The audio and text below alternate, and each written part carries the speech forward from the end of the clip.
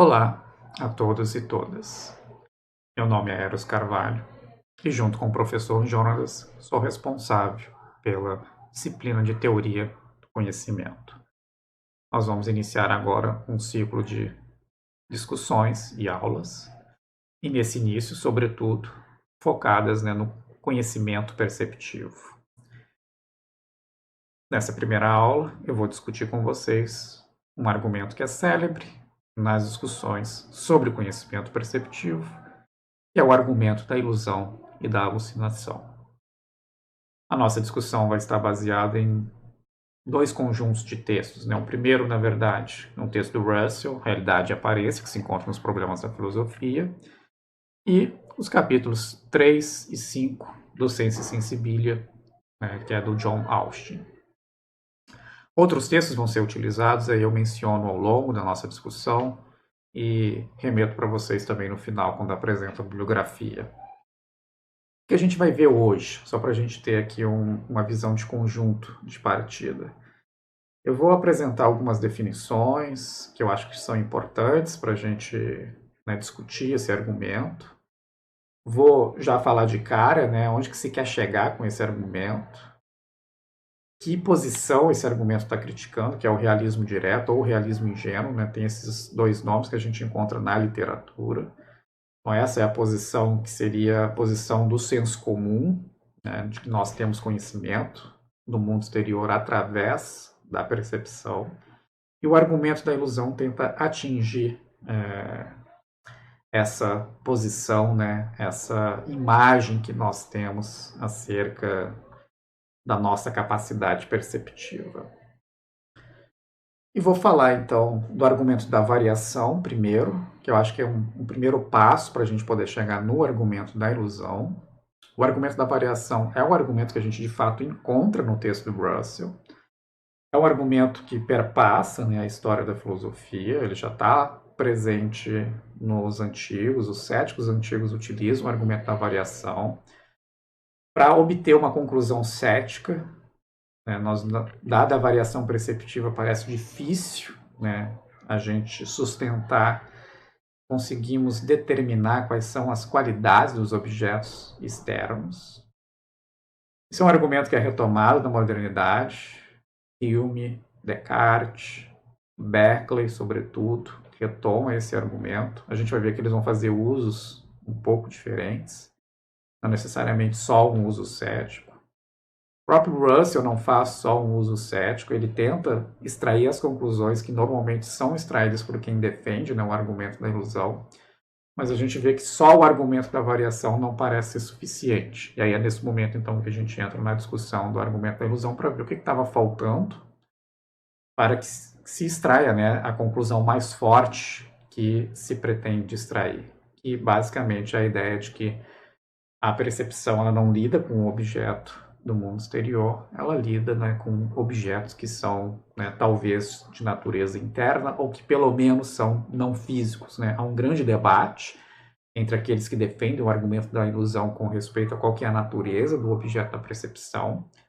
A conclusão mais positiva pode parecer negativa, mas positiva no certo sentido para eles, que não é o objeto exterior, é um outro tipo de objeto. E aí tem a disputa entre eles sobre qual que seria essa natureza. Uma boa parte daqueles que defendem o argumento da ilusão, que vão defender aquilo que se chama de uma teoria dos dados dos sentidos, vão defender que esses dados dos sentidos, que são então os objetos da percepção, eles são subjetivos, eles são privados, que eles são internos e assim por diante.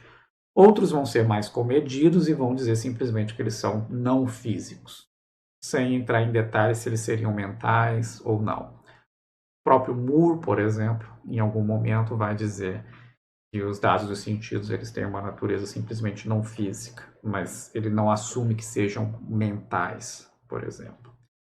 Bom, depois da apresentação do argumento da ilusão, a gente vai ver como que o Austin avalia esse argumento. O que ele tem a dizer acerca da cogência desse argumento. Aí a gente vai se concentrar, então, no capítulo 3 e 5 do Sense e Sensibilia. Mas o que esse argumento pretende concluir? Como eu já vinha dizendo para vocês. A conclusão do argumento é que o Walsh, né, no primeiro capítulo, né, para quem tem interesse, então dê uma olhada, eu não coloquei isso como obrigatório, né, para a aula de hoje, mas quem quiser leia o primeiro capítulo, lá o Walsh vai resumir o argumento da ilusão, tal como o Ware, por exemplo, e o Price entendem esse argumento. E ali o Walsh vai dizer o seguinte, ó, boa parte desse pessoal está pensando o seguinte, esse argumento nos permite, né, concluir exatamente o seguinte, nunca percebemos, veja, nunca percebemos, não é que em algumas circunstâncias nós não percebemos, mas nunca percebemos ou sentimos diretamente objetos materiais, né, que seriam então os objetos do mundo exterior, ou coisas materiais, mas somente, né, dados dos sentidos. Esse é um termo teórico, né, digamos assim, que vai ser introduzido nessa discussão para se referir, então, aos objetos da percepção, que uma vez que se conclui que não são externos, então talvez eles sejam, como eu já disse, né, não físicos ou internos, mas eles simplesmente não são mais os objetos externos. Aí ele coloca entre parênteses as nossas próprias ideias, impressões, sensa, percepções sensíveis, perceptos, etc.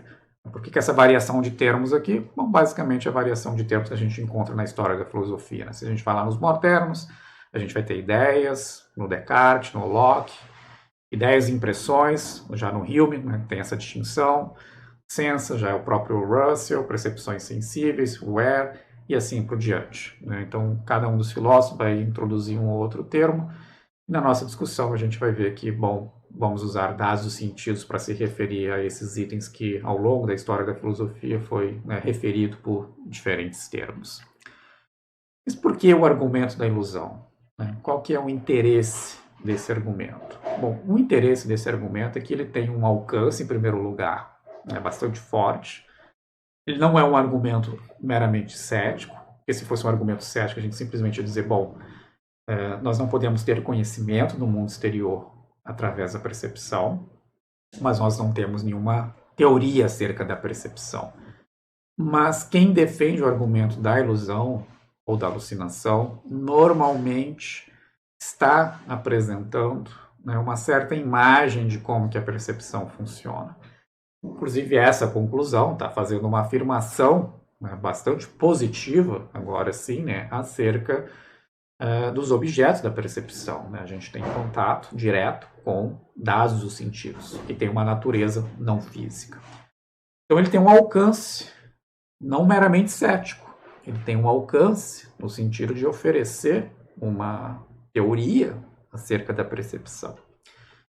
E, ao mesmo tempo, é um argumento que se baseia em coisas corriqueiras e triviais, como, por exemplo, um engano qualquer, um caso de ilusão qualquer. Imagina que eu esteja olhando, então, para uma parede branca e, por alguma razão, ela está iluminada com luz vermelha. E eu vejo, então, essa parede como, né, parecendo vermelha, embora ela não seja vermelha. Então, eu estou tendo uma ilusão acerca, né, de uma propriedade dessa parede. Estou tendo uma ilusão, né, com respeito à cor da parede. São fenômenos corriqueiros, nós nos enganamos eventualmente. Enfim, ninguém vai rejeitar isso. Sozinho também não é suficiente para montar nenhum argumento cético, né? Você precisa de um pouco mais do que isso. Mas, de qualquer modo, e esse é o ponto interessante, a partir desses casos, o argumento da ilusão vai tentar chegar naquela conclusão mais forte, onde o problema não estaria só no caso particular de ilusão, mas vai estar, na verdade, em todos os episódios de experiência, né, sensorial ou perceptiva. Em todos esses episódios, nós estaremos, na verdade, em contato com dados dos sentidos. Então, aí que surge a ideia, né, do véu das percepções. Né? Tem um conjunto de intermediários que não nos permite estar, né, então, em contato direto com os objetos externos. Então, o interesse desse argumento está com respeito ao seu alcance e também com respeito ao fato de que ele parte de considerações bastante gerais. Veja, ele não precisa ser mobilizado com base em cenários céticos. É que vocês poderiam dizer, mas a gente já viu vários cenários céticos, né? O problema do sonho, né? Se eu poderia estar sonhando, se eu sou um cérebro numa cuba. e assim por diante. Nessas situações, é claro que a gente não está em contato, né? Se eu estou sonhando, é claro que eu não estou em contato, né, com os objetos do mundo exterior. Se eu sou um cérebro numa cuba, é claro que eu não estou em contato com os objetos do mundo exterior. Mas os cenários céticos são introduzidos para levantar dúvidas sobre o nosso conhecimento perceptivo. O argumento da ilusão, se a sua conclusão for correta, ela não vai se limitar a dizer que, bom, se eu estivesse sonhando, ou se eu estivesse, enfim, dentro de uma cuba, eu estaria, né, então, ciente ou consciente apenas de dados dos sentidos. Esse argumento, na verdade, vai dizer que mesmo que você não fosse um cérebro numa cuba, mesmo que você esteja acordado e não esteja sonhando, na verdade, você vai estar, então, em contato ainda também com dados dos sentidos. E, portanto, mesmo que você esteja dormindo, acordado, mesmo que você esteja, enfim, fora da cuba, ainda assim você não tem contato com o mundo exterior. Então, ele não precisa dos cenários céticos. E tem o seu ônus também, né? Seria, inclusive, ruim, né, para o argumento da alucinação se ele pressupusesse, né, os cenários céticos, né, a plausibilidade dos cenários céticos, que é uma discussão que a gente vai fazer um pouco depois, quando a gente for entrar nas discussões sobre a epistemologia das virtudes. Será que todos os cenários céticos são igualmente plausíveis? Né? Será que é importante falar da plausibilidade dos cenários céticos ou a mera possibilidade já os torna, né, suficientemente cogentes? Vocês já viram isso um pouco na discussão, né, do Austin, né, que aparece no Outras Mentes. Mas isso vai aparecer de novo, em algumas aulas um pouco mais à frente. Mas, de qualquer modo, o argumento da ilusão, ele não pressupõe cenários céticos e ele tem uma conclusão, como eu disse, bastante ousada, né? O seu alcance, ele é substantivo, porque justamente nós não temos contato cognitivo direto com o mundo exterior, né? Se esse argumento, né, ele funcionar, se, né, ele extrair, né, a conclusão que ele pretende extrair. E se ele for correto, né, então o realismo direto é falso. Eu vou falar logo mais o que é, né, o realismo direto, mas basicamente é a ideia, né, do senso comum de que através da percepção nós estamos em contato, né, com os objetos externos, né? Uma mesa, a cadeira, essa caneca que eu estou segurando aqui agora e assim por diante. Bom, se esse argumento for correto, a gente já pode ver um certo desastre, né, epistêmico. Porque então, quando muito, se eu quiser ainda manter alguma espécie de realismo, esse realismo terá que ser indireto. Ele terá que ser o seguinte: olha, na verdade, eu só posso inferir, né, os objetos do mundo exterior, quais propriedades eles têm, quais qualidades eles têm, a partir dos dados dos sentidos, já que na percepção eu só estou em contato com dados dos sentidos, que, como nós vimos, são entidades não físicas. Nós vimos, enfim, falei por alto, né? A gente vai ver um pouco mais em detalhes logo à frente. Mas a gente só está em contato com os dados dos sentidos, né, diretamente. Então, qualquer que seja o conhecimento que eu possa vir a ter do mundo exterior, ele vai ser inferido. Isso significa que a gente vai fazer um certo recuo da distinção, por exemplo, entre aquilo que é observável e aquilo que não é observável, para o que está dentro de nós, num certo sentido, né, que seriam esses dados dos sentidos, e o que está fora, né, de nós. Então, o observável, né, o senso comum toma várias coisas como sendo observáveis, né, vários objetos externos, né, como sendo observáveis, né, a caneta, a mesa, as outras pessoas, né, o ambiente como um todo. Se o argumento da ilusão estiver correto, né, todas essas coisas que a gente achava que eram, então, objetos materiais, na verdade, são dados os sentidos. Então, o que é observável se limita, né, àquilo que é interno ao próprio sujeito. Então, você faz um recuo dessa distinção entre observável e inobservável. Antes, por exemplo, coisas como elétrons, né, e outras partículas subatômicas poderiam ser inobserváveis, a gente não consegue observá-las diretamente. Mesmo, por exemplo, uma câmara de Wilson, né, o que eu observo é o efeito de um elétron, eu não observo, né, diretamente, né, um elétron. Então ele continua sendo uma entidade inobservável, mesmo que eu tenha, né, uma série de instrumentos para rastreá-lo, mas o que eu estou rastreando são os seus efeitos. Bom, se o argumento da ilusão estiver correto, a gente tem um recuo dessa distinção. Isso traz, né, uma série de dificuldades, porque fica cada vez mais difícil a gente imaginar que a gente possa ter um mundo empírico compartilhado. E sem um mundo empírico compartilhado, ciência nem mesmo é possível. Né? Então, a ameaça aqui de uma espécie de solipsismo é o que parece, né, estar no nosso horizonte. Fica cada vez mais difícil poder dizer que a gente vai, de fato, conseguir manter, né, pelo menos, uma espécie de realismo indireto, né, porque essas inferências a partir dos dados dos sentidos, né, para as qualidades dos objetos externos, vai ser uma inferência que muito facilmente será problematizada, né, pelo cético.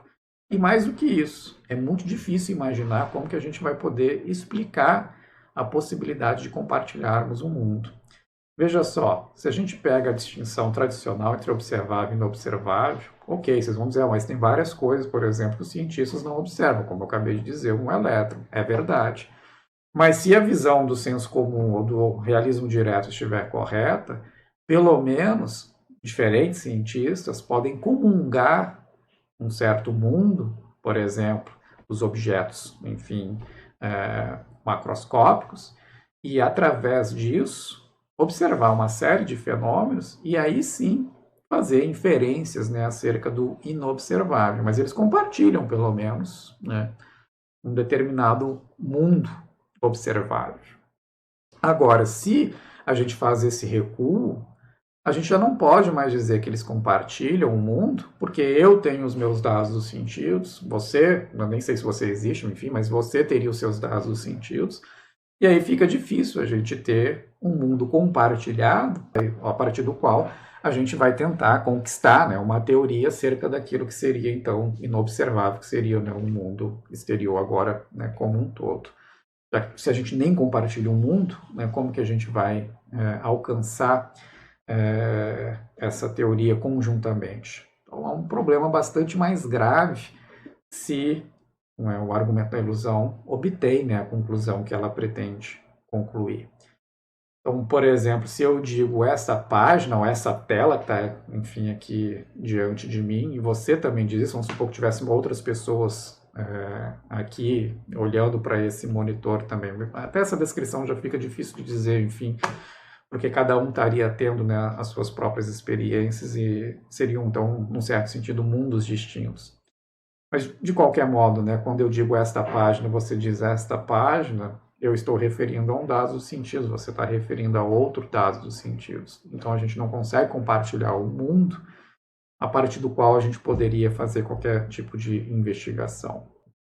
O Berkeley, por exemplo, para poder resolver esse problema, acaba tendo que dizer que as ideias, né, ele não fala de dados dos sentidos, mas as ideias das quais nós estamos conscientes, ou que cada um de nós está consciente, na verdade, né, elas podem, em alguns casos, ser as mesmas, justamente porque são também as ideias, né, que estão na mente de Deus. Então, tem esse repositório comum para ainda conferir um certo tipo de objetividade e um certo tipo de mundo ainda comum.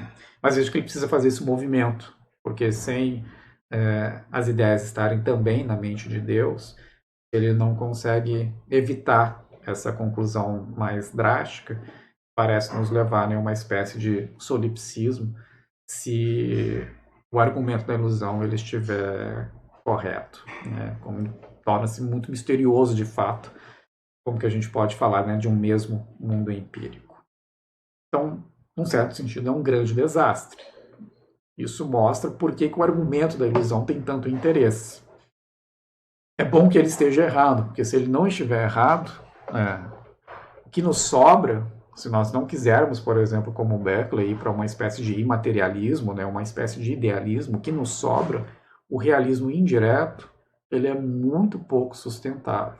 E a gente vai falar um pouco mais dele na aula seguinte também, um pouco mais de detalhe, quando eu for falar de várias teorias, né, acerca da percepção. Uma distinção que é importante, né, como vocês viram, introduzir a discussão falando sobre o argumento da ilusão, argumento ou da alucinação, mas na verdade são dois fenômenos diferentes, mas todos os dois podem ser explorados, né, pelo argumento e são explorados pelo argumento.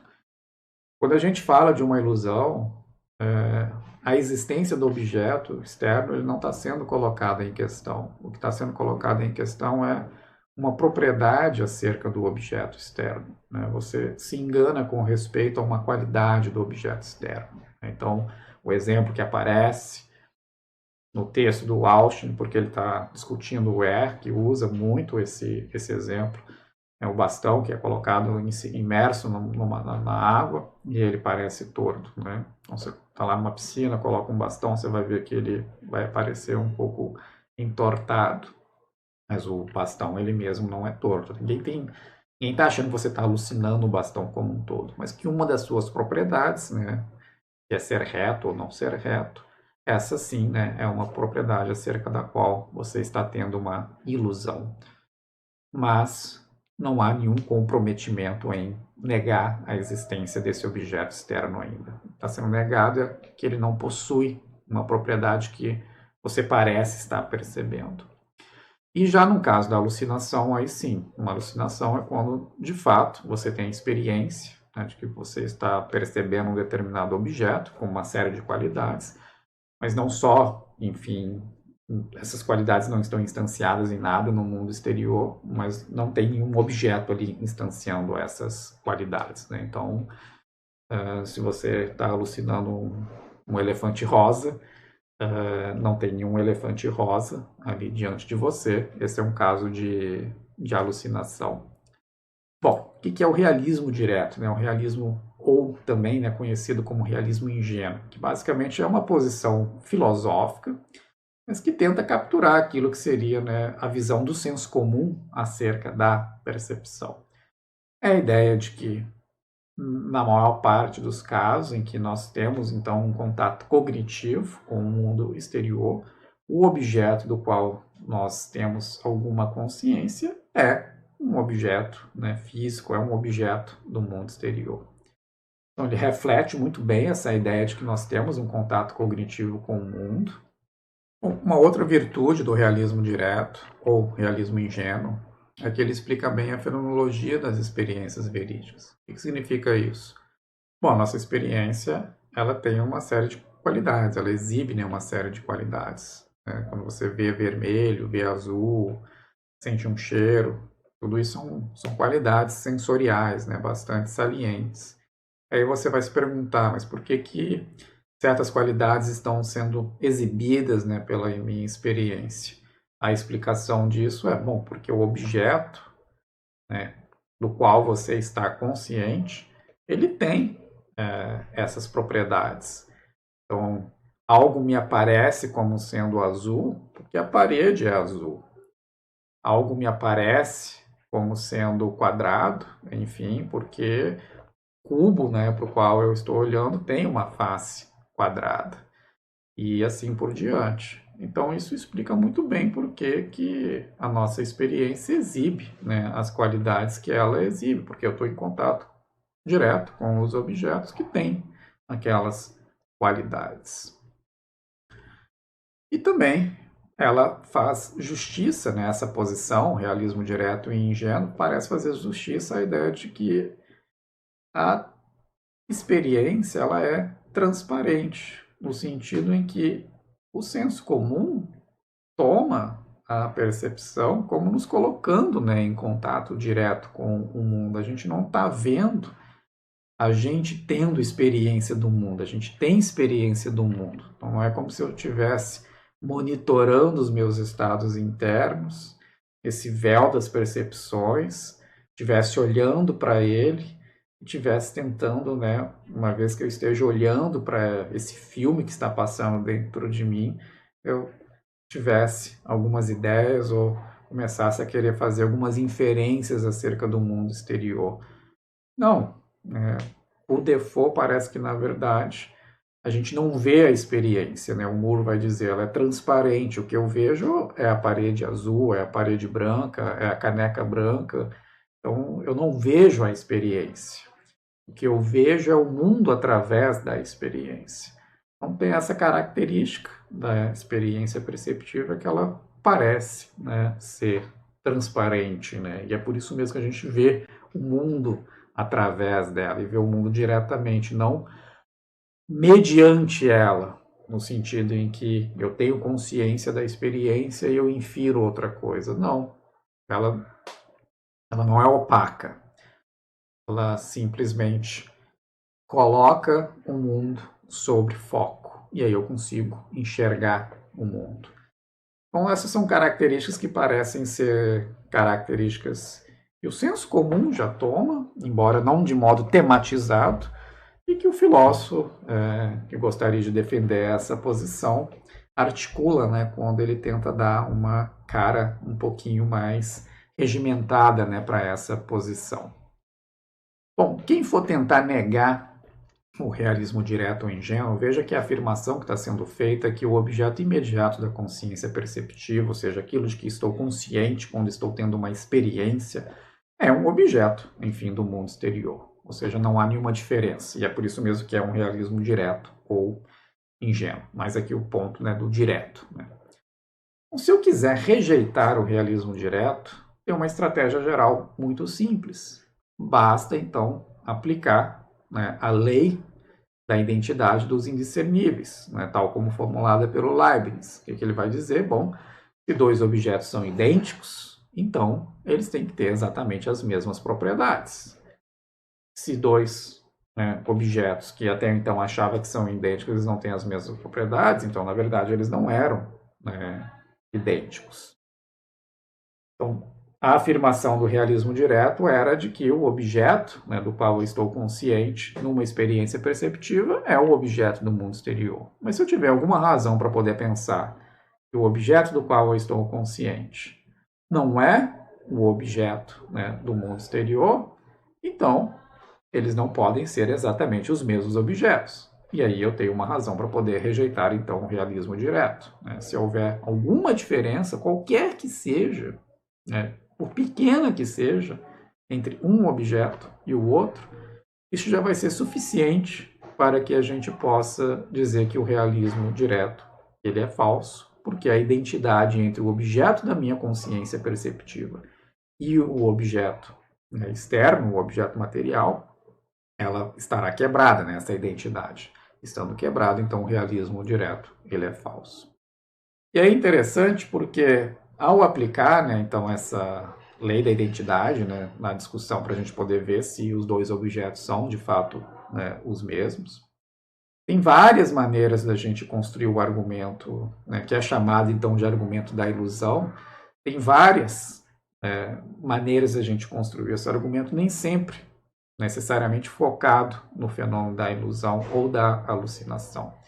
Então, sim, posso começar com o fenômeno da ilusão, né, pegando um objeto, mostrando, por exemplo, que ele tem um atributo que o outro não tem. Então, se eu estou olhando para uma parede, que é branca, e ela aparece para mim por qualquer motivo que seja como vermelha, esse objeto tem um atributo, que é ser vermelho, e o objeto externo, a parede branca, não possui. Então, esses dois objetos eles teriam que ser distinguidos. Né? O objeto que tem a característica vermelha ele não é idêntico ao objeto que tem a característica branca, que é a parede. Então, isso já é uma maneira de você introduzir esse argumento, através de uma situação de ilusão.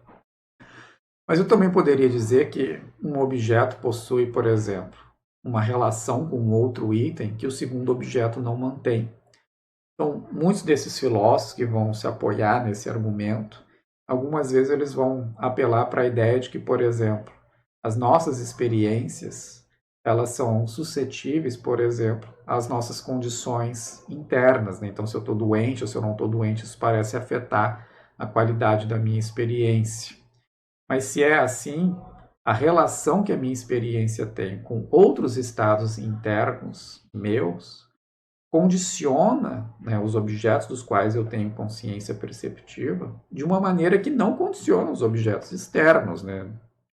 Se eu estou doente ou não, isso não parece que vai afetar em absolutamente nada a cor dessa caneca. Ela não vai ser afetada pelo meu estado interno. Né? Se eu estou, enfim, mais altivo ou menos altivo e assim por diante.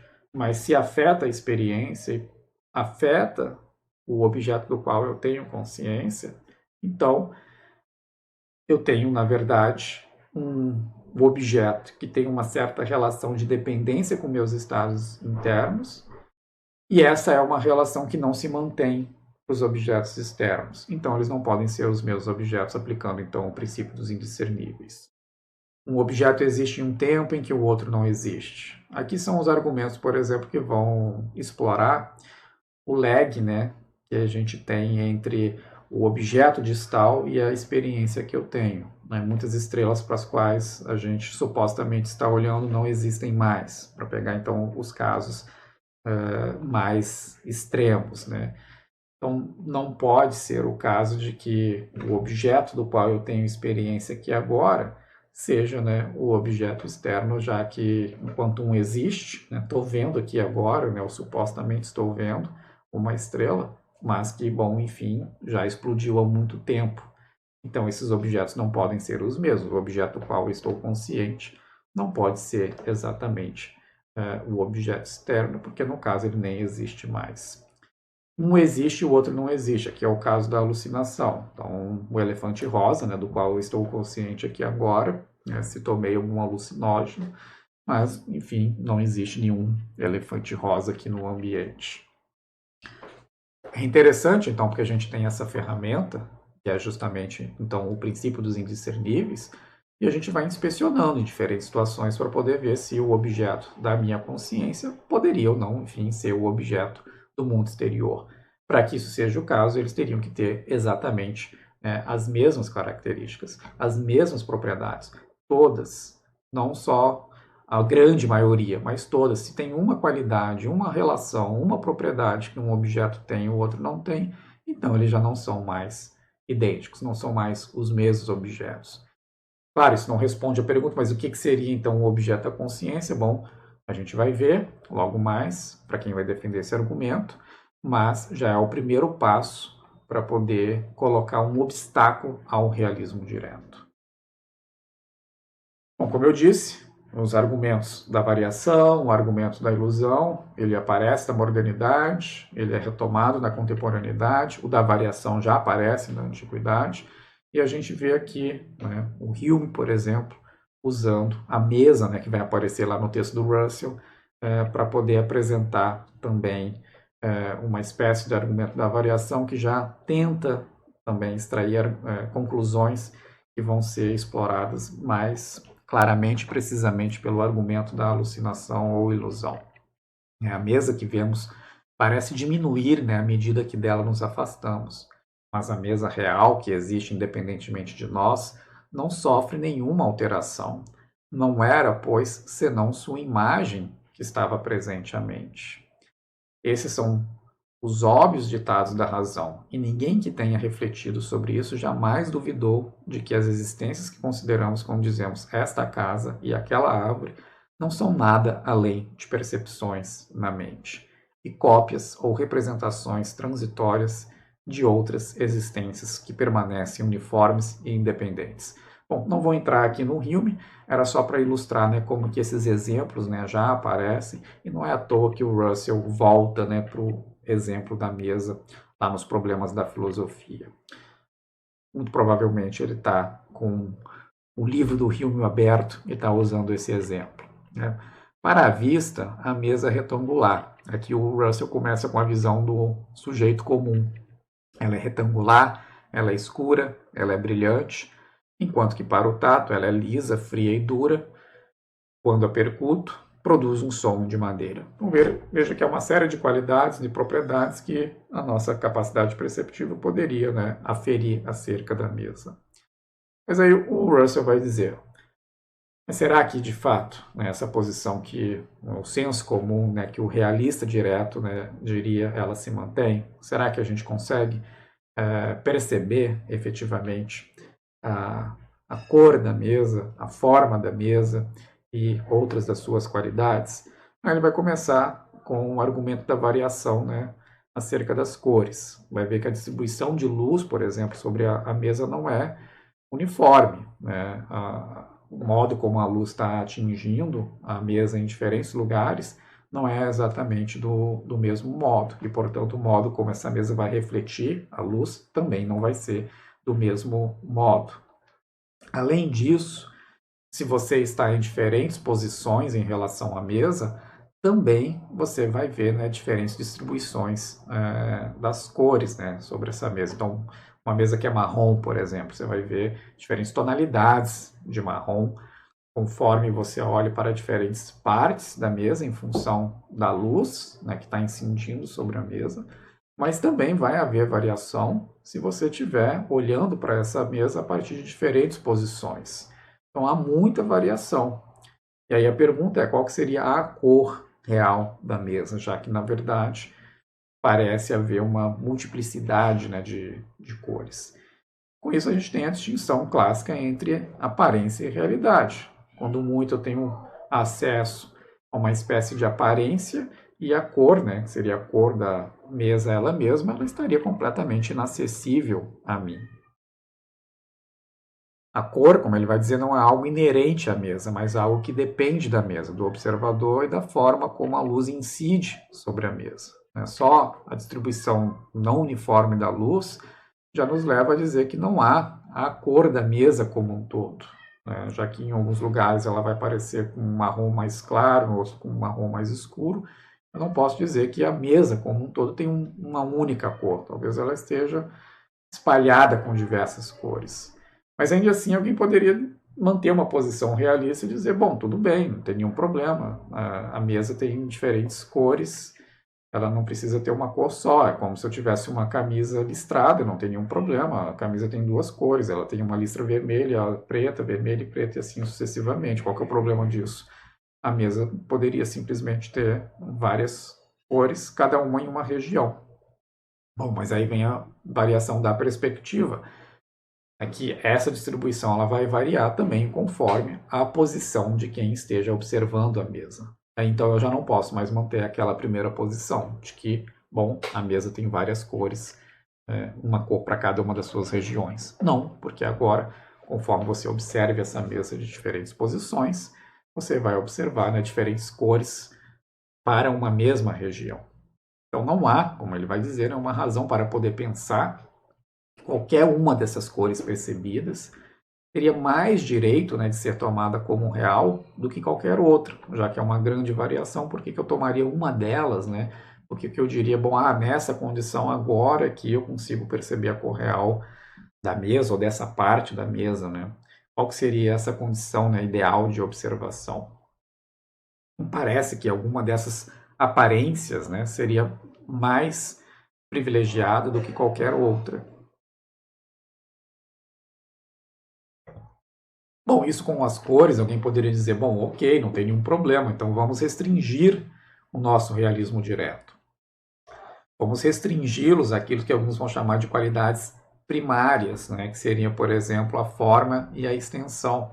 Aí a gente deixa essas outras propriedades que variam muito, cor, cheiro e assim por diante, né, calor, né, essas outras propriedades, essas seriam então as propriedades chamadas, né, de propriedades secundárias. Essa é uma distinção, né, que aparece na filosofia moderna, justamente para poder lidar com os casos de variação. Então, tem algumas propriedades que nós podemos conhecer através da percepção, que seria a forma e extensão, mas tem outras que a gente não vai conseguir conhecer através da percepção, porque na verdade os objetos não as possuem. Um objeto não é colorido, um objeto no mundo exterior. Ele não tem cheiro, não tem gosto. Na verdade, ele tem algumas propriedades que, quando em contato com nós, faz com que a gente tenha, né, essas experiências. Então, a gente pode dizer que ele tem propriedades disposicionais. São propriedades que se dispõem, né, a nos afetar de determinada maneira, produzindo, então, determinados tipos de experiência. Calor, cor, cheiro e gosto. Mas os objetos, eles mesmos, não têm essas características. Já forma e extensão, em princípio, né? Para quem defende essa distinção e ainda gostaria de sustentar o realismo direto e ingênuo em relação, pelo menos, a um conjunto mais diminuto de qualidades, a gente teria acesso, então, ainda direto à forma e extensão. Mas, então, como vem logo em seguida, o Russell vai mostrar, bom, mas a forma também varia. Na verdade, tudo que é sensível varia. Não tem uma qualidade sensível que não varia conforme a nossa condição, conforme a nossa posição de observação e outras circunstâncias da situação de observação. Então, a textura, por exemplo, pode depender da distância, se eu estou mais próximo, se eu estou mais longe. Isso, por exemplo, no caso da visão. Mas mesmo no caso do tato também, se eu coloco mais ou menos força, isso vai ter impacto também sobre a textura, né, tatilmente percebida. Né? Isso também vai ter impacto, né, sobre a textura percebida, né, pelo tato. Então, essa afirmação, né, que normalmente é feita pelo indivíduo, né, do senso comum, né, ajuizamos de modo tão irrefletido sobre, né, a forma da mesa, vai dizer Russell, né, que chegamos a dizer que vemos efetivamente as formas reais. Mas a gente não vê efetivamente a forma real. Né? Qual seria a forma real da mesa? Não tem essa posição privilegiada, qualquer que seja a posição de observação em relação a qual você se encontra com a mesa, você vai ver uma forma diferente, não tem por que você privilegiar, né, um ponto de observação, alguns diriam. Então, novamente, aquilo que se aplicou às cores se aplicaria aqui também à mesa, por exemplo. Bom, mas se é assim, então parece que o objeto material ele não pode ser conhecido por nós de modo algum.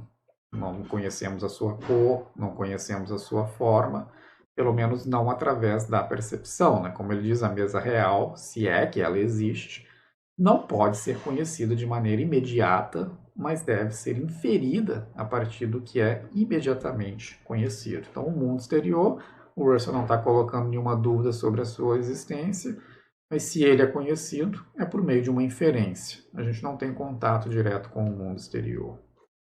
Claro que a gente pode distinguir aqui as figuras do sujeito prático, que vai achar que ainda vê a forma real, que ainda vê a cor real, mas a partir dessas considerações acerca da variação, a gente teria que concluir que a forma real da mesa, por exemplo, é algo que está fora do alcance da percepção. Os sentidos revelam só a aparência da mesa, que varia, né? Não a sua forma real. Então, novamente, a distinção entre aparência e realidade, ela se torna, né, praticamente dicotômica, né? Como se o Russell tivesse tirando a aparência da realidade. A realidade agora se torna algo que é externo às aparências sensoriais e que, portanto, então só pode ser alcançada através de uma inferência. A realidade já não se encontra mais entre aquilo que aparece. Ela está para além daquilo que aparece. E nesse momento ele introduz então a distinção entre dados dos sentidos e objetos materiais. E aqui também o conceito de sensação é importante. Dados dos sentidos são as coisas, né, que imediatamente conhecidas na sensação. Por quê?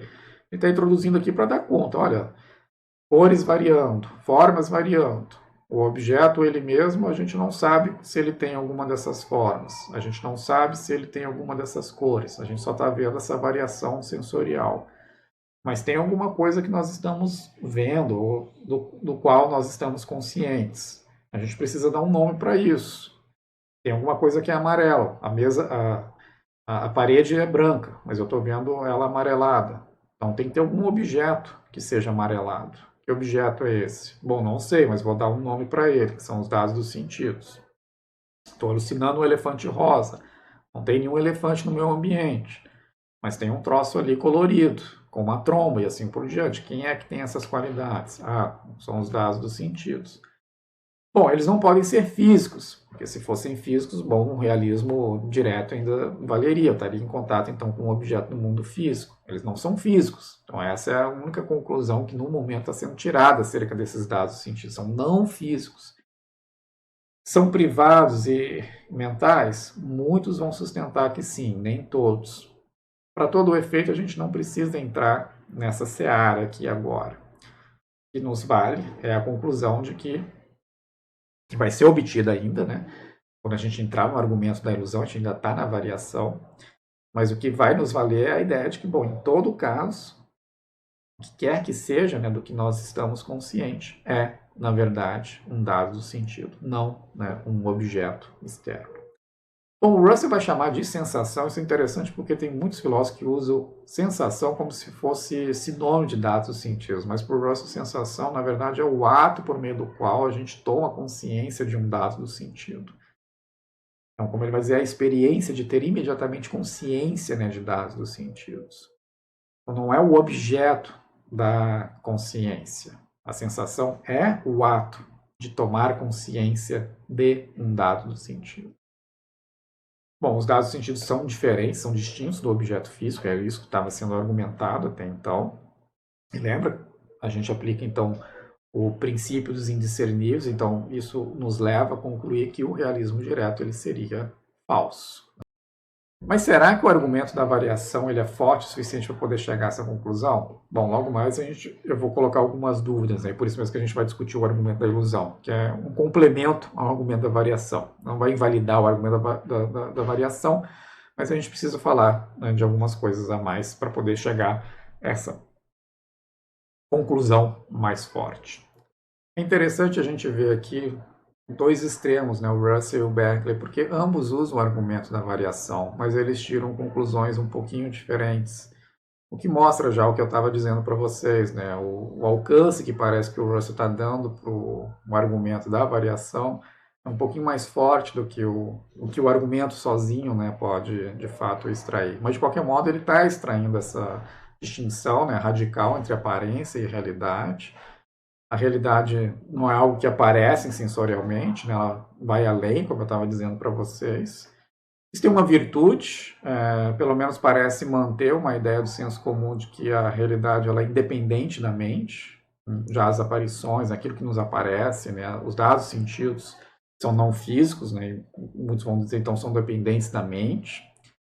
E tem problemas, claro, como eu já disse, se a gente só tem contato direto com os dados dos sentidos, a gente vai ter um certo ceticismo com respeito ao mundo exterior. Muito difícil a gente vai conseguir obter conhecimento do mundo exterior. Seria a opção que nos resta, né? Um realismo indireto. A gente vai inferir como que é o mundo externo.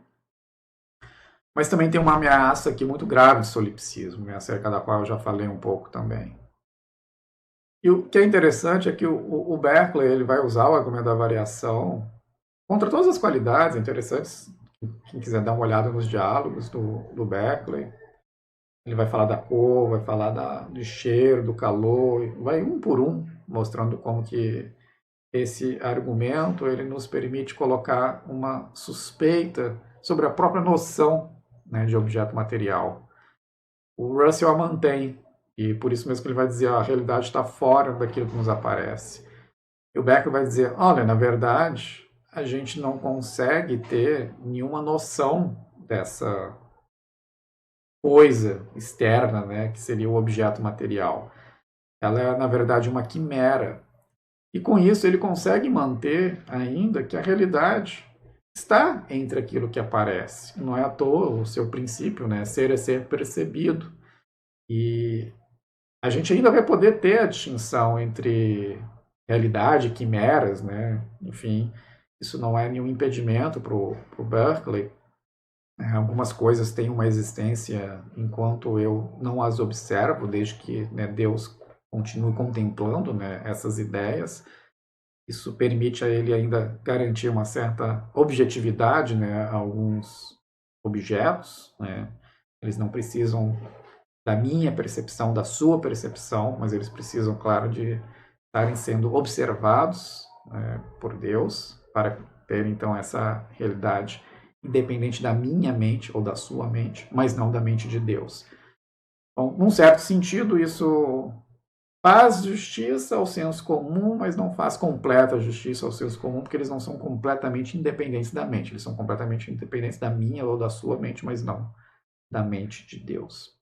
Mas, de qualquer modo, o que é interessante aqui, como eu estava dizendo, é que o Berkeley vai extrair uma conclusão bem diferente da do Russell. O que ele vai concluir é que a noção de objeto material ela é simplesmente ininteligível, já que ela deveria, de alguma maneira, passar por aquilo que nós conseguimos perceber. Ela deveria ser mediada pela experiência. A gente não consegue ter uma concepção clara, né, do que seria o objeto material, e por isso mesmo é uma noção suspeita. E o Berkeley vai dizer, é a causa do ceticismo. A causa do ceticismo é a noção de objeto material.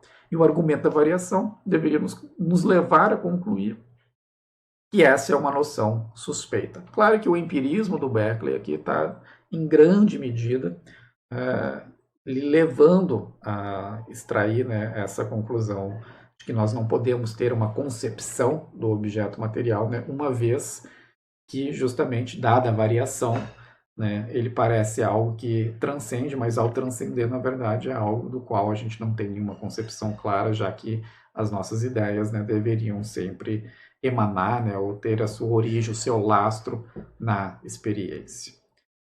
Mas há uma virtude nessa posição do Berkeley, né, porque ele vai dizer que a gente percebe os objetos mundanos, mesas, cadeiras, telas, canecas e assim por diante.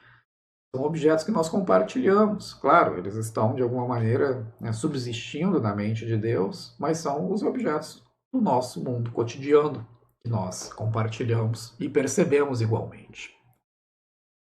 O problema do Berkeley é o seu imaterialismo, né, que é justamente essa ideia de que, no fundo, os objetos não têm uma existência da mente completa, eles existem, né, dependentemente de uma mente, nem que seja a mente de Deus. Mas isso é tudo que a gente pode dizer sobre o argumento da variação?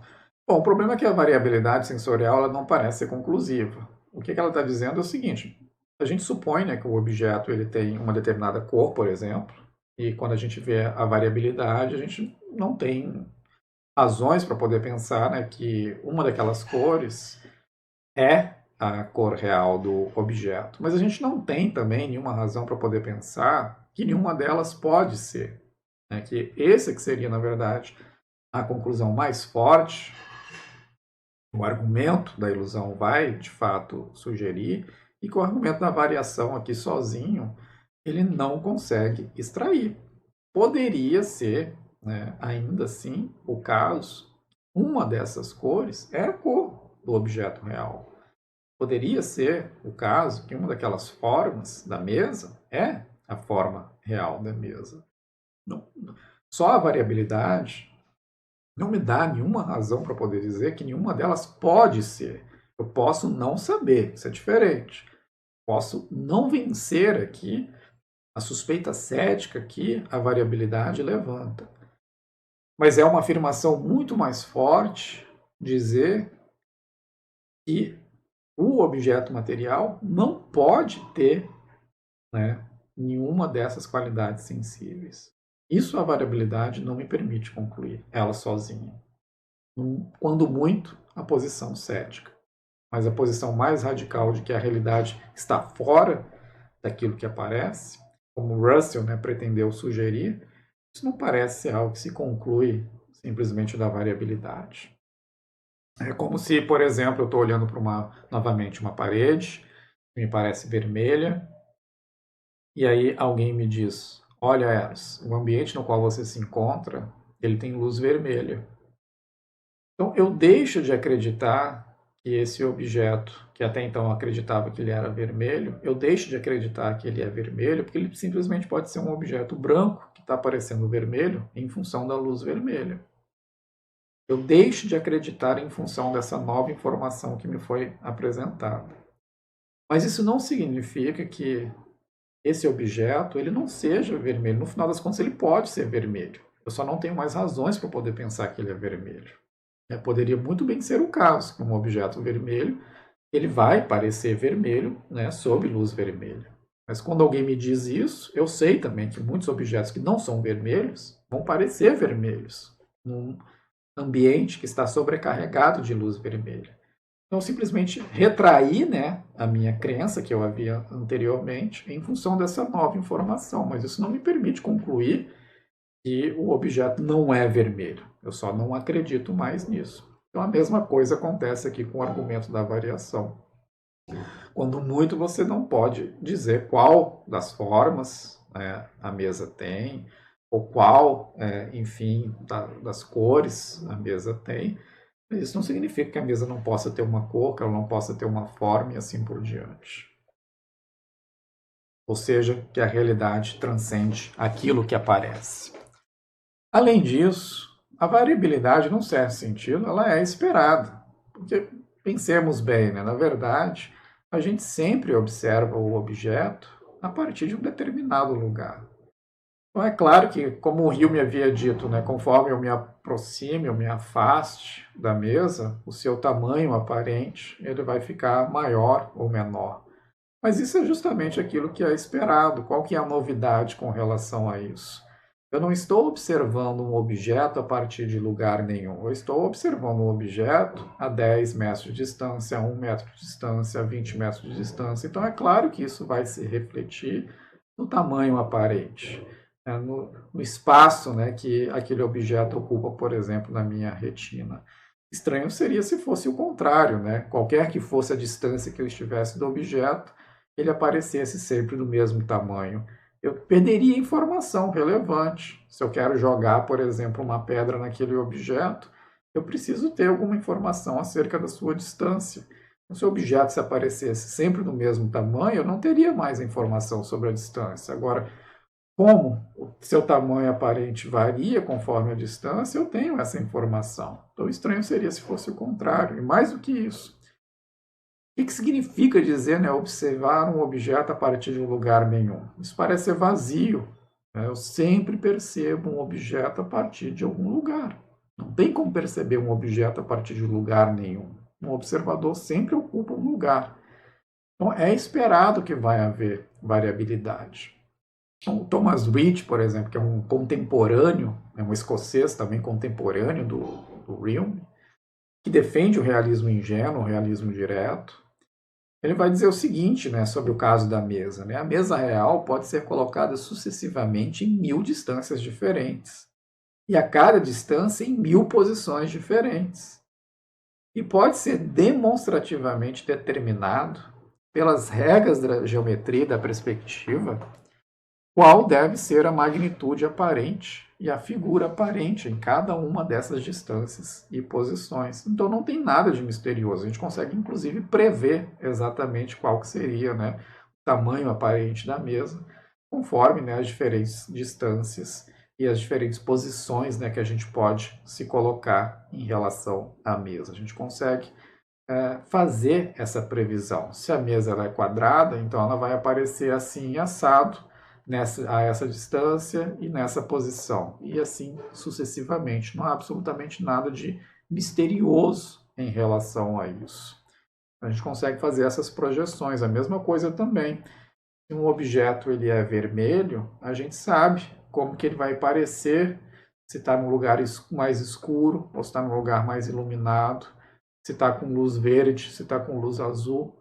A gente vai aprendendo justamente a colher essas diferentes formas, como que um objeto que tem uma determinada cor, ele vai parecer em diferentes circunstâncias de observação. Aprender as cores, na verdade, passa justamente por isso.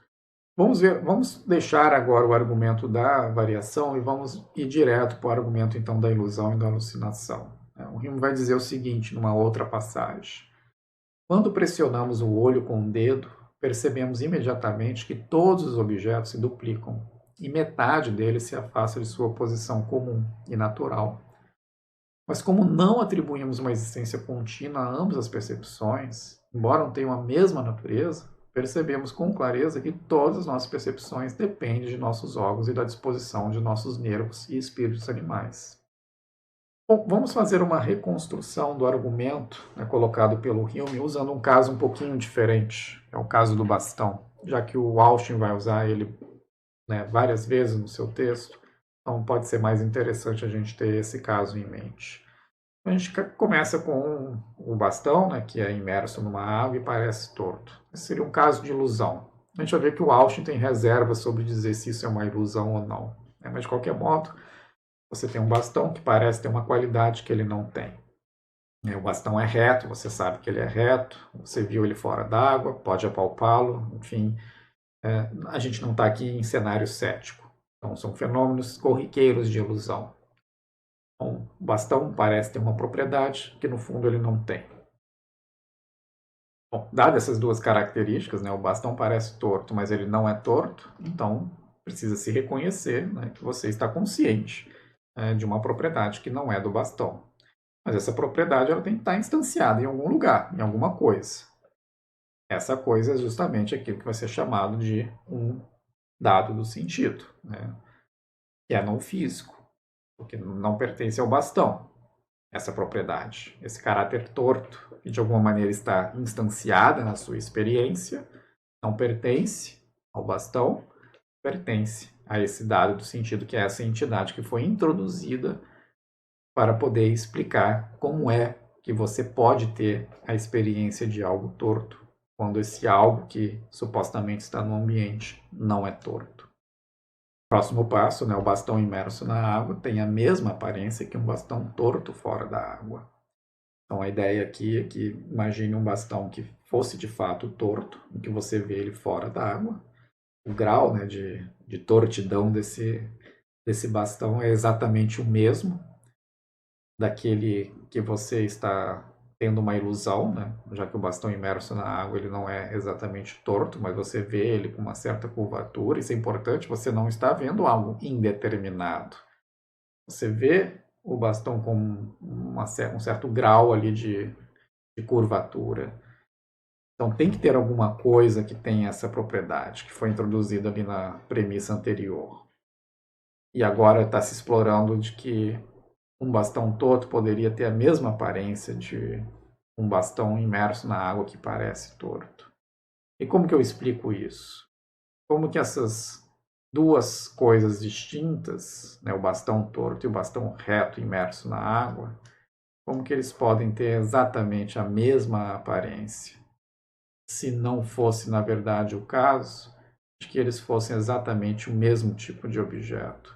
Então, a ideia é que agora introduzida por essa sexta premissa aqui é de que itens que são qualitativamente idênticos, que é justamente isso, o bastão imerso na água ele tem a mesma aparência de um bastão torto fora da água, é que no fundo eles têm a mesma né, natureza, o mesmo estatuto ontológico. Então, se num caso, que é o caso do bastão imerso na água, aquilo de que eu tenho consciência, na verdade é um dado do sentido, porque na verdade o bastão não é torto, então na verdade o dado do sentido é que tem essa propriedade de ser torto. E quando numa experiência supostamente verídica, eu estou olhando para um bastão torto fora d'água, eu tenho consciência então dessa característica, né, de ser torto do bastão, e ela é qualitativamente idêntica à primeira, né, qualidade, a primeira propriedade daquele bastão imerso na água.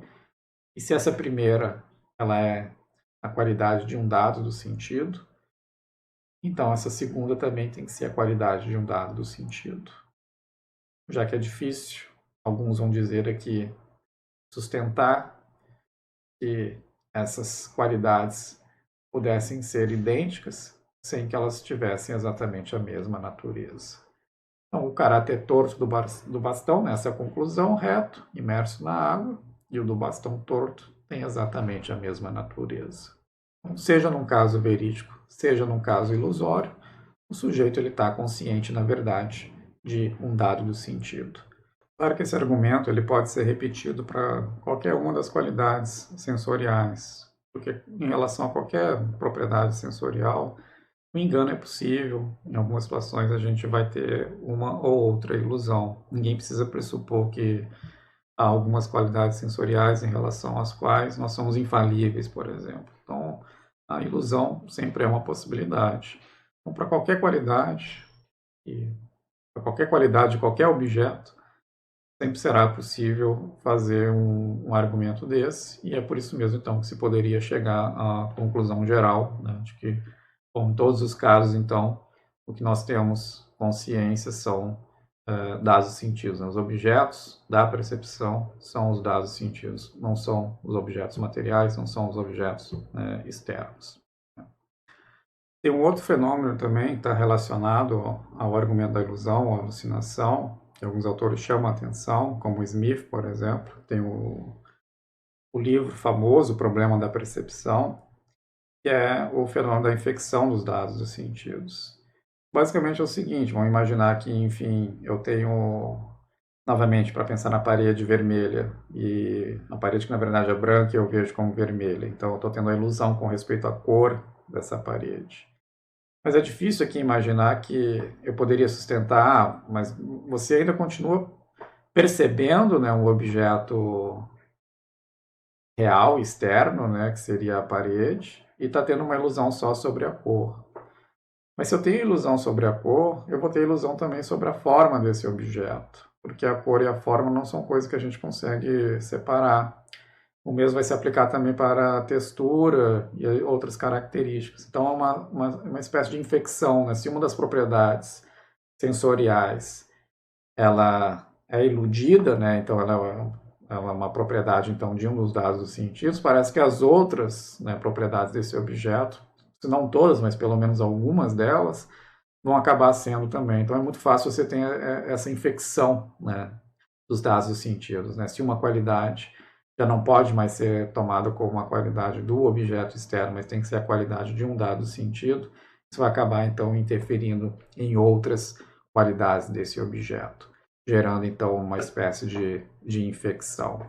Então, não só eu posso fazer, como eu disse, né, o argumento aqui para cada uma das qualidades, para cada um dos objetos, mas tem o fenômeno também da infecção que fortalece essa conclusão geral, né, de que em todos os casos, então, o objeto da percepção é um dado do sentido, que é não físico e que, portanto, então, nós não temos jamais, em situação alguma, né, nenhum tipo de contato com os objetos externos. Bom, qual que é a reação do Austin, né? Então, o Austin tem esse conjunto de conferências, né, de lectures, que deram origem, então, ao Sense e Sensibilia. Só para vocês terem uma ideia, então, do que constitui esse livro, né? Então, é uma série de lectures, de palestras sobre o tema da percepção, sobre o argumento da ilusão, e que o Austin deu ao longo de mais de uma década, em vários lugares. Bom, o John Austin ele é também conhecido como um filósofo da linguagem ordinária. O que significa isso? Bom, isso é um movimento que acontece sobretudo em Oxford, mas também em Cambridge nos anos 50 e nos anos 60. E esses filósofos eles defendem que um exame mais minucioso da linguagem, não como o Russell fez, né, um exame lógico da linguagem, então eles já se afastaram aqui do logicismo, mas um exame de como que a linguagem ordinária, a linguagem do dia a dia, ela funciona, como que nós usamos os nossos conceitos, palavras, quais as distinções nós fazemos no dia a dia. Se nós levarmos em conta essas distinções, esses usos, a gente vai conseguir desfazer uma série de confusões conceituais que estão por trás, que estão na origem de determinados problemas filosóficos. E é por isso que o Austin vai dizer exatamente o que está escrito ali acerca do argumento da ilusão. A sentença, né, digamos assim, que ele dá ao argumento é essa. Temos uma massa de falácias sedutoras, verbais na maior parte, e é preciso desenredá-las uma a uma e dar a conhecer uma grande variedade de motivos ocultos. Uma operação que, em certo sentido, nos deixa no ponto em que começamos. É importante porque o Austin ele não vai defender o realismo direto. Ele não acha que a gente precisa fazer uma asserção positiva acerca do realismo direto. A única coisa que ele vai fazer é tentar mostrar que o argumento da ilusão que a gente acabou de ver, ou da alucinação, ele está enredado em uma série de falácias, como ele diz, muitas delas verbais. Então ele está só bloqueando o argumento.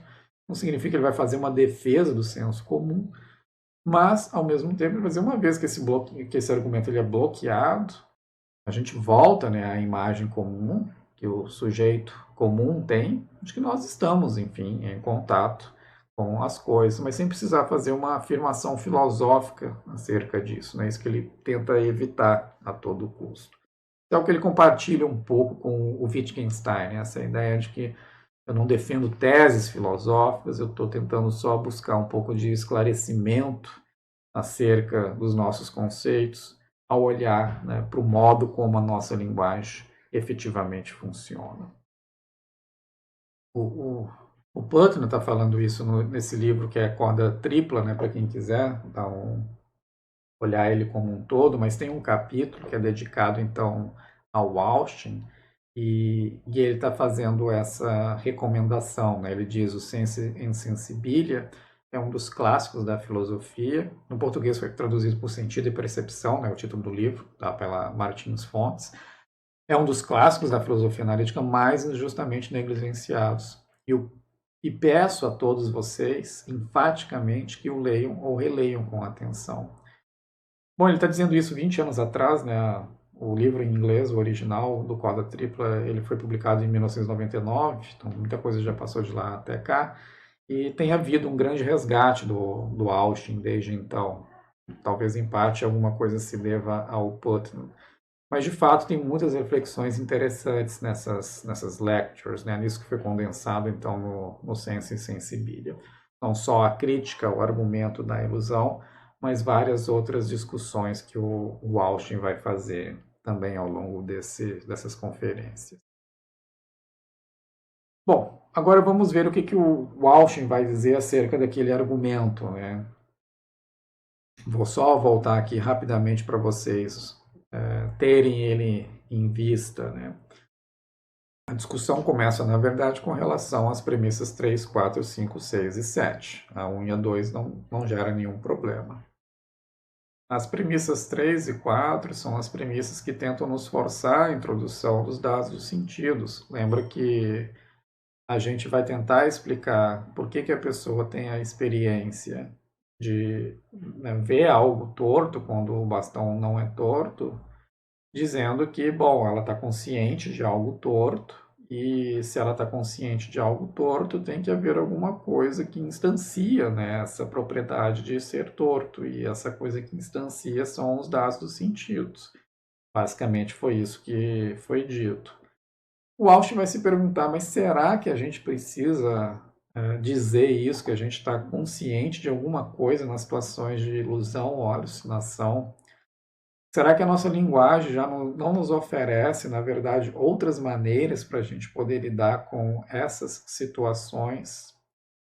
Então, o caso do bastão torto, por exemplo, que o Austin diria que numa situação em que a gente coloca o bastão, né, na água, a gente está tendo uma experiência, ou seja, o que normalmente a gente diria? Olha, eu estou tendo uma experiência que é muito similar àquela que eu teria se eu estivesse vendo um bastão que de fato é torto. Veja que eu consegui descrever comparativamente a minha experiência sem precisar falar de que eu estou consciente de alguma coisa, que seria então o tal dado do sentido. Do mesmo modo, se estou vendo uma parede que me parece vermelha, eu não preciso dizer que estou consciente de algo que é vermelho, né? Um dado do sentido. Vamos supor que essa parede de fato é branca. Basta eu dizer que estou tendo uma experiência que é muito semelhante àquela que eu teria se eu estivesse vendo de fato uma parede que é vermelha. Então a gente já tem uma série de estratégias para poder descrever a nossa experiência aqui de um modo comparativo, sem precisar apelar à ideia de que estou consciente de algo. Então, o Austin ele vai ser muito resistente à ideia de que a gente precisaria introduzir os dados dos sentidos para poder entender o que está acontecendo nas situações de ilusão ou mesmo alucinação. A outra coisa que o Austin vai dizer também é que a linguagem do parecer, essa linguagem por meio da qual a gente descreve o modo como as coisas nos aparecem, ela não tem um só sentido. Na verdade, ela é usada de diferentes maneiras. A gente tem que estar atento os diferentes usos, né, do parecer, né, dessa locução, né, algo parece assim. Nem sempre eu estou descrevendo ou comparando a aparência de uma coisa com outra. Às vezes eu estou dizendo, na verdade, a inclinação que eu tenho de acreditar em algo. Que é o que acontece, por exemplo, quando eu digo ele parece culpado, depois de ter visto, por exemplo, certas testemunhas, né, dizerem alguma coisa contra um determinado indivíduo. Então, eu não estou descrevendo exatamente a experiência que eu estou tendo quando eu estou olhando para aquela pessoa, estou simplesmente dizendo que estou inclinado, né, dadas as provas que foram dadas, aquilo que foi testemunhado, né, pelas pessoas que foram lá no júri, estou inclinado a acreditar que de fato ele é culpado. Então, ele parece culpado aqui é um uso que a gente diria que é um uso epistêmico do parece, e não tem nada a ver com uma descrição da nossa experiência. Então, é importante a gente ter claro, né, os diversos usos aqui do parecer. Nem sempre ele está descrevendo ou comparando uma experiência que você tem com outra. Agora, um outro uso possível dessa expressão, né, por exemplo, ele parece culpado, seria tentar descrever a aparência geral, né, que aquele indivíduo tem. Então, mesmo numa situação de júri, eu poderia dizer, esse sujeito tem a aparência de fato de culpado, ele parece normalmente como as pessoas que se sentem culpadas normalmente parecem, né? Então, estou descrevendo e estou comparando o seu aspecto geral com o aspecto geral que outras pessoas que são culpadas normalmente têm. E ainda um terceiro uso seria simplesmente dizer, olha, agora, nesse momento específico, ele de fato fez uma expressão de culpado, embora no geral ele não pareça ser culpado, né? Então, alguma testemunha falou alguma coisa que mexeu muito com ele, ele fez uma cara que expressou culpa. Então, eu poderia dizer, ele parece culpado. Mas eu não diria que ele tem um aspecto geral de culpado, porque nos outros momentos ele parecia, enfim, como uma pessoa inocente normalmente parece, e nem estaria implicando também que já estou inclinado a pensar que ele é culpado, porque acho que as provas que foram apresentadas até agora não são provas suficientes. Então veja que tem diferentes usos que a gente pode fazer do vocábulo, né, do parecer, né? E a gente precisa ter isso em conta se a gente quiser, de fato, ter uma visão mais completa de como que a gente descreve a nossa experiência. E algo semelhante poderia ser dito aqui acerca do nosso caso do bastão imerso na água parece torto, né? Alguém que diga isso simplesmente pode estar dizendo que está inclinado a pensar que o bastão é torto, vamos supor que ainda não saiba nada acerca da refração, né? Primeira vez que está vendo um bastão sendo enfiado, colocado, né, na água. Então ela poderia estar simplesmente inclinada a pensar que o bastão é torto. Ou eu posso estar comparando também simplesmente o aspecto geral, né, que esse bastão imerso na água tem com o aspecto geral que bastões que são tortos normalmente têm, que é justamente aquilo que eu já havia dito anteriormente.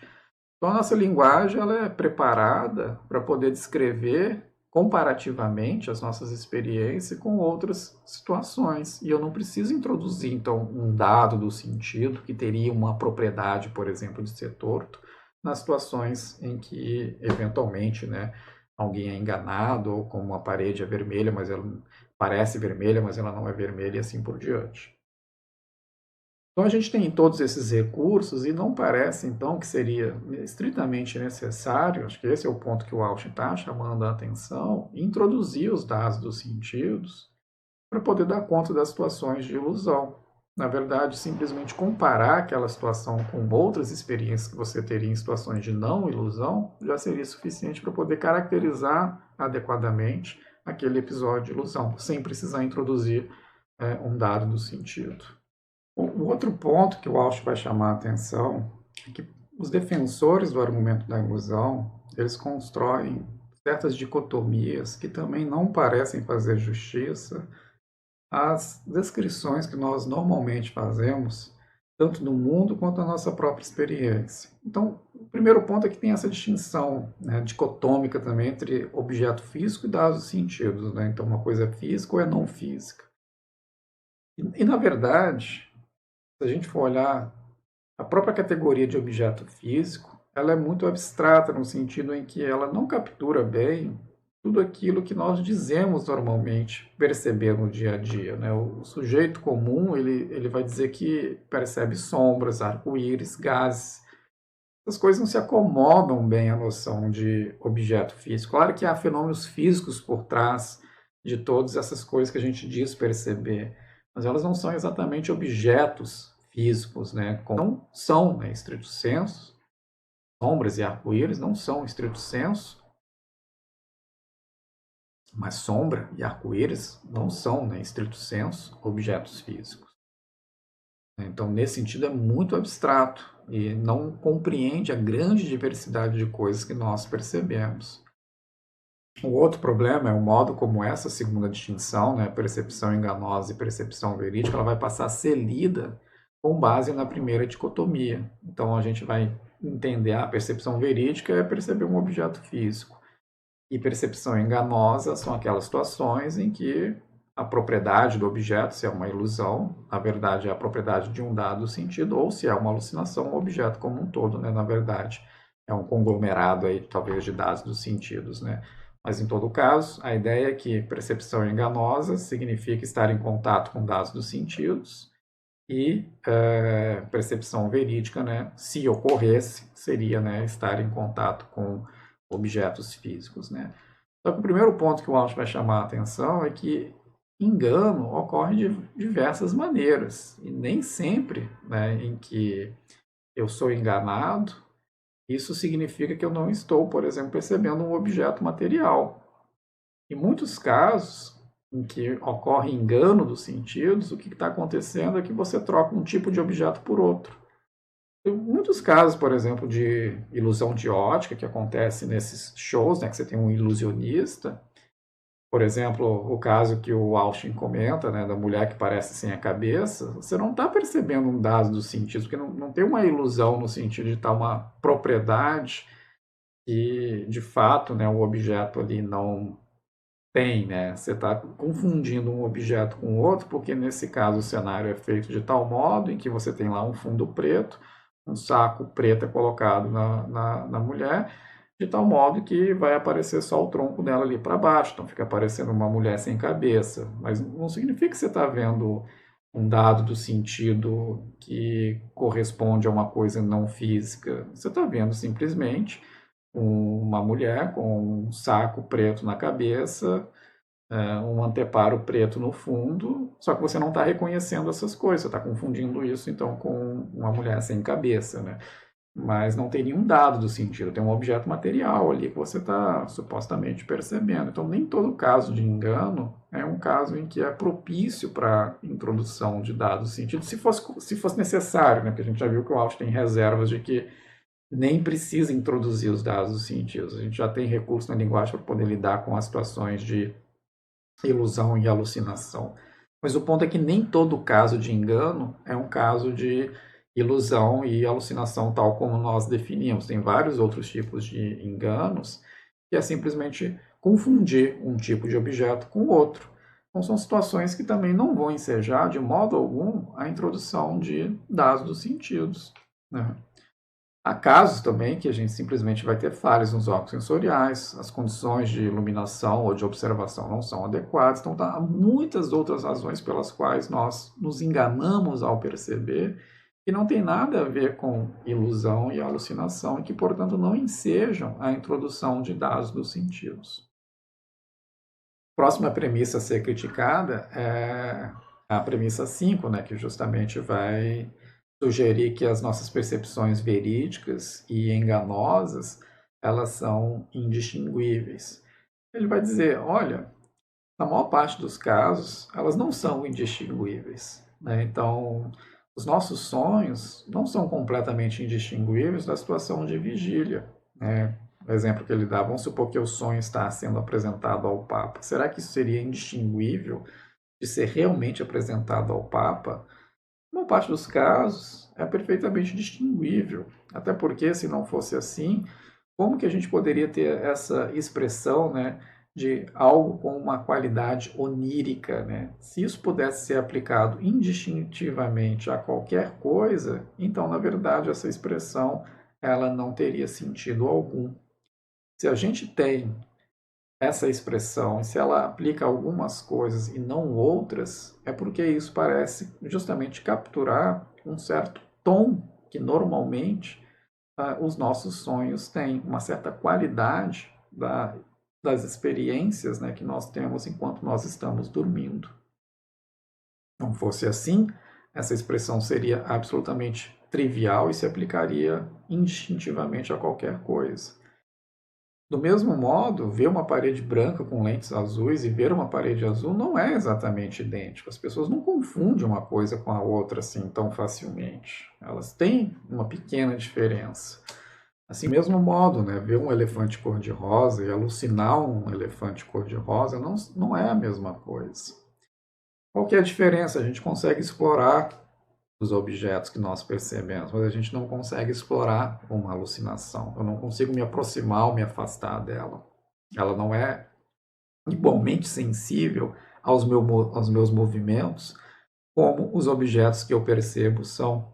Então, essa é uma maneira pela qual a gente consegue discriminar uma alucinação de uma não alucinação. Eu consigo focar a minha atenção, eu consigo aumentar, né, a minha capacidade de observar detalhes, se aproximando e explorando o objeto de um modo que eu não consigo fazer com alucinações. Ela tem uma dinâmica diferente da dinâmica que objetos percebidos normalmente têm. Claro, não estou falando aqui de cenários céticos, estou falando das alucinações reais, as alucinações que efetivamente as pessoas têm, né? Até porque o argumento, como eu já disse, se ele é um argumento forte, ele se baseia, né, dos casos corriqueiros de ilusão e de alucinação, não de situações céticas, né? Bom, as alucinações que efetivamente existem, né, que as pessoas normalmente têm, elas são passíveis de serem discriminadas das situações, né, de percepção verídica. O caso do bastão, por exemplo, o Austin vai dizer é incrível, né? Ele fica até atordoado, né? Como que alguém acha que a situação do bastão imerso na água, mesmo alguém, enfim, que não saiba nada acerca de refração, vai confundir essa situação com a situação de um bastão torto fora d'água. Até porque a água faz parte da situação perceptiva. Ela conta, né, como um cenário como um todo. Então é claro que você vai distinguir qualitativamente uma situação da outra. Essas situações não são idênticas. Ninguém se confunde com isso. Além disso, né, coisas que são indistinguíveis em algumas circunstâncias talvez não sejam em outras, né? Então eu posso obter uma situação mais propícia para observar e ou melhorar a minha atenção e fazer distinções que eu não estava fazendo antes. O outro ponto que o Walsh vai chamar a atenção é como se o defensor do dado dos sentidos estivesse dizendo o seguinte: olha, como há um engano perceptivo, seja ilusão, seja alucinação, a explicação para esse engano é que há a indistinguibilidade entre a experiência verídica e a experiência, né, alucinatória ou ilusória. E aí o próximo passo depois, que é a premissa 6, né, bom, a indistinguibilidade, por sua vez, ela precisa ser explicada, né, pela ideia de que essas experiências têm a mesma natureza. Mas o Walsh vai dizer, olha, na verdade o engano pode acontecer por outras coisas que não tem nada a ver com a indistinguibilidade, como a gente já acabou de ver. Pode ser por falta de atenção. As coisas, as situações eram perfeitamente distinguíveis, mas por falta de atenção eu não as distingui. Também pode ser simplesmente por falta de treino. Imagine uma pessoa que é um degustador de vinhos e consegue fazer uma distinção entre vinhos que eu não consigo fazer. Não é por conta da minha incapacidade de fazer essa distinção que eu vou dizer que aqueles vinhos são indistinguíveis. Não, não são. Tanto é que uma pessoa treinada consegue fazer essa distinção. Então, há outras razões para o engano que não há indistinguibilidade. E o próximo ponto é que, embora possa haver alguns casos de indistinguibilidade absoluta, eles são pouco comuns, são raros, na verdade, como a gente já viu. O Austin estava mostrando um pouco antes. Né? Ver uma parede com lentes azuis e ver uma parede, enfim, que é de fato azul, são experiências bem diferentes. Alucinar um elefante cor-de-rosa e ver um elefante cor-de-rosa são também experiências diferentes.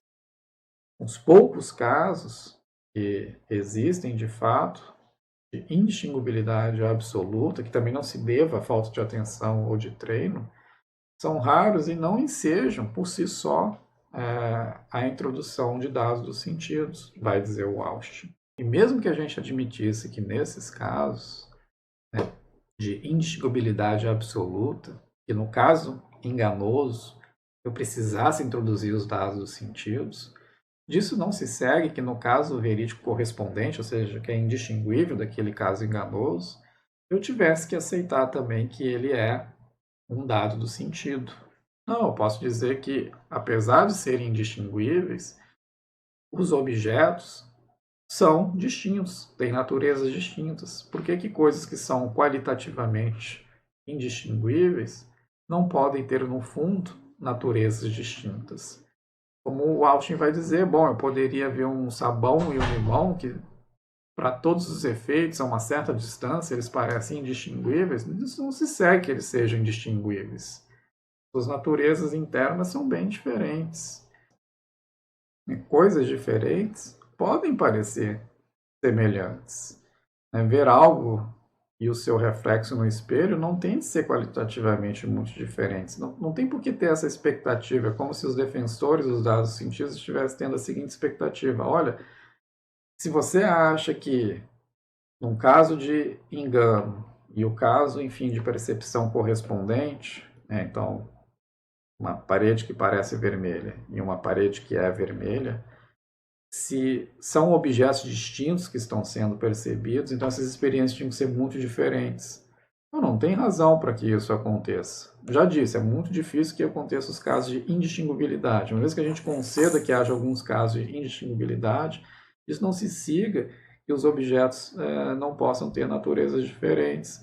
Não tem essa expectativa de que objetos diferentes eles têm que engendrar experiências que sejam sempre, muito diferentes. Ver algo e ver o seu reflexo no espelho não tem que ser qualitativamente muito diferentes. Um limão e um sabor, como eu disse, podem em algumas circunstâncias parecer muito semelhantes. Uma experiência perceptiva verídica, pelo menos em algumas circunstâncias, e a correspondente, experiência alucinatória, podem parecer qualitativamente idênticas. E ainda assim elas terem naturezas diferentes. Significa que dizer que elas têm naturezas diferentes significa dizer que, no caso da percepção verídica, eu estou consciente do objeto físico e, na experiência alucinatória, foi concedido, o Austin não está dizendo que ele concorda com isso, mas, se for concedido, seria consciência de um dado do sentido. Não tem nenhum problema.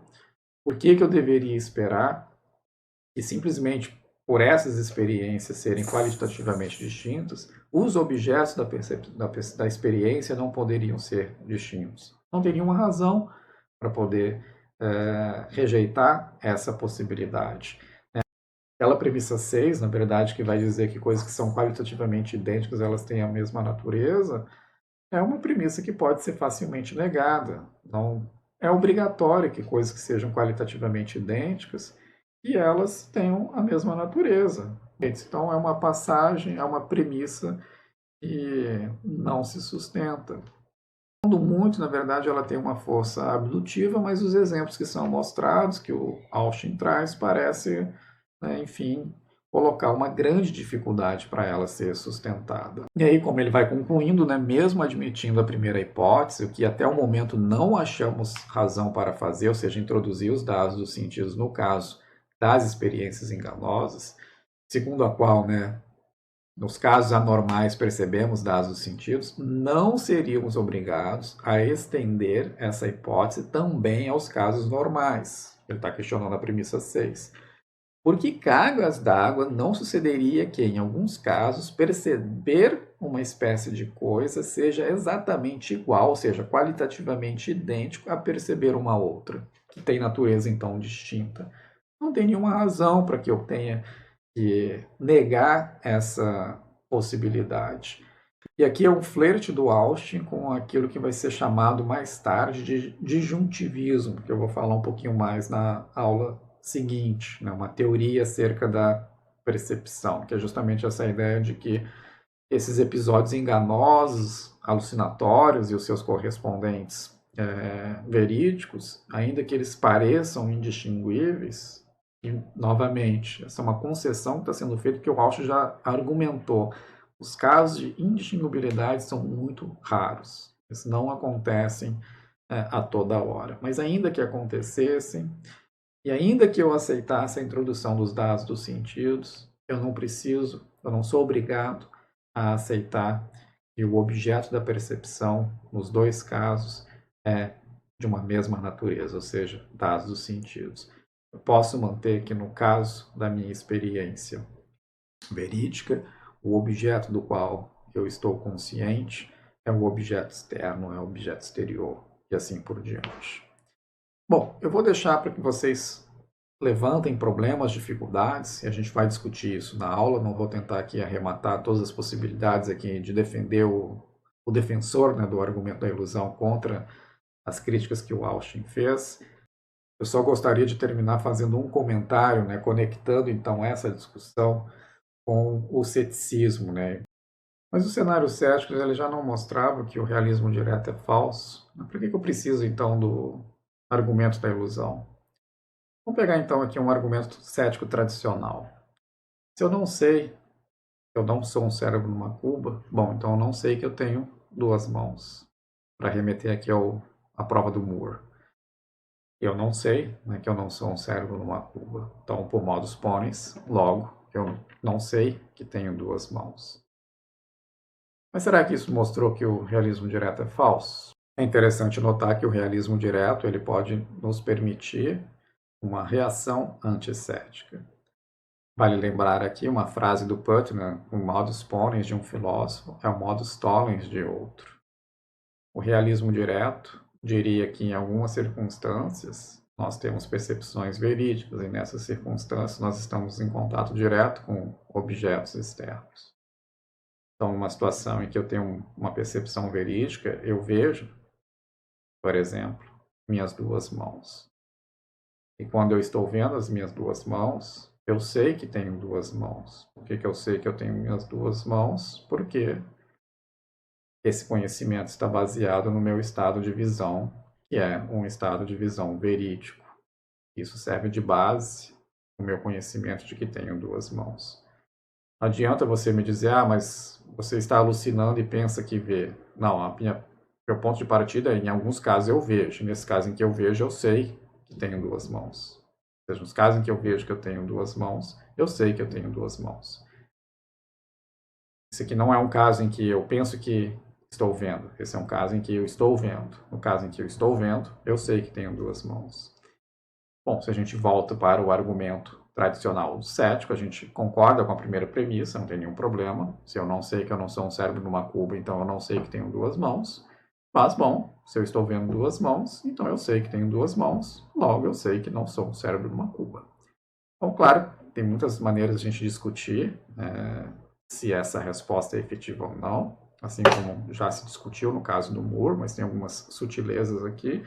A gente pode deixar isso para o debate.